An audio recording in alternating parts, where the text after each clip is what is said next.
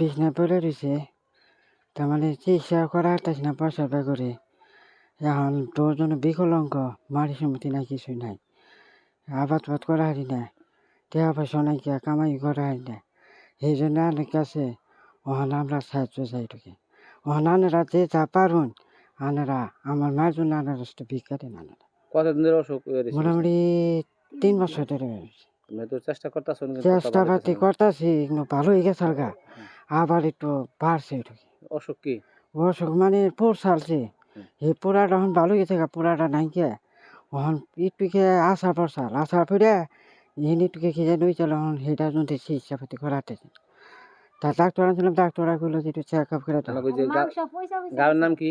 গান নাম করাগিরি গাঁও, আনার নাম মনোয়ার হোসেন। তো ইনকামের কোনো রাস্তা রাস্তা মতো কিছুই নাই। আপনি সরকার থেকে কোনো সাহায্য টাহায্য পাইছেন? সাহায্য তাকে পাইছিলাম, মাসে দিছিল? হ্যাঁ দিছে, আর পাইনি। আমার করাগারি গাঁৱৰ মনোয়ার হোসেনের মাকৰ 3 বছৰ আগত ঝুঁইত পৰিছিল। পুৰি অৱস্থা নাইকিয়াই হৈছিল। আমি ৰাইজৰ পৰা প্ৰায় 1 লাখ টকা কালেকশ্যন কৰি তেওঁক চিকিৎসা কৰিছিলোঁ।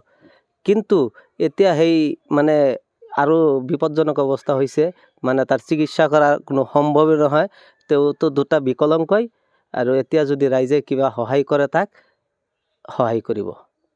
এইখিনি কয়ে। কিমান দিন ধরে বিছানাত আছে? 3 বছৰ। এটা ডাক্তার সাহেব কইছে ভালো হয়? ডাক্তার সাক্তর তো মাঝে মাঝে দেখুৱাই আছি, সিহঁতে খুজি খায়, খুজি যি পায় সেই দি চিকিৎসা কৰে। তাই সি তো বিছনাৰ পৰা উঠিবই নোৱাৰে। উন্নত চিকিৎসাৰ বাবে আৰ্থিক সহায়, উন্নত চিকিৎসাৰ বাবে আৰ্থিক সহায় কৰিলে তেওঁক ভালদৰে চিকিৎসা কৰিব পৰা যাব। এতিয়া কি আহ্বান জনাব?